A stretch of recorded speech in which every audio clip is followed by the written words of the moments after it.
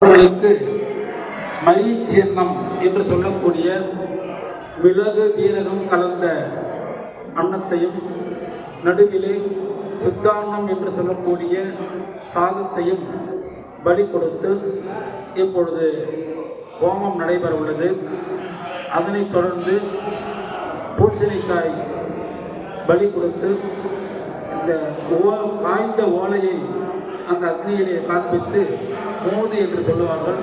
அந்த மோதை ஆலய வளமாக எடுத்து வந்து அனைத்து தோஷங்களும் நீங்க வேண்டும், அனைவருக்கும் அனைத்து திருஷ்டிகளும் நீங்க வேண்டும் என்பதற்காக இந்த வாழ்த்து பூஜையானது நடைபெறுகிறது.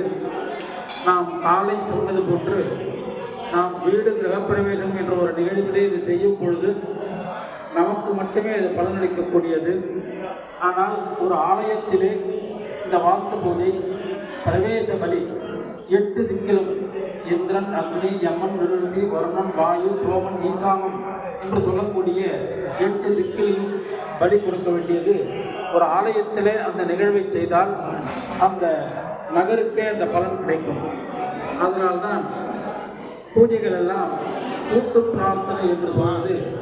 தனித்தனியாக ஒரு புஷ்பத்தை அர்ச்சனை செய்வதை காட்டிலும் அதை ஒரு சரமாகவோ மாலையாகவோ தொடுத்து இறைவனுக்கு அர்ப்பணித்தால் பல மடங்கு பலன் கிடைக்கும் என்று நமது சாஸ்திரங்கள், இந்து மத தர்மங்கள் எல்லாம் கூறுகின்றன. அதனால்தான் வீடுகளிலே நாம் தினந்தோறும் இல்லை வாரந்தோறும் விளக்கு பூஜை செய்தாலும் அந்த கோவிலிலே வருடத்திற்கு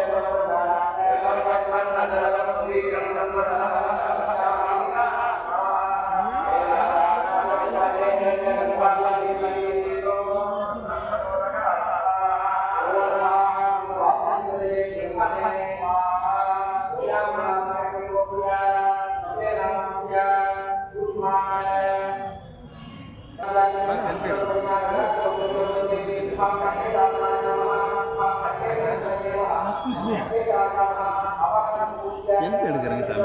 நானும் செல்ஃபி எடுக்கிறேங்க சாமி.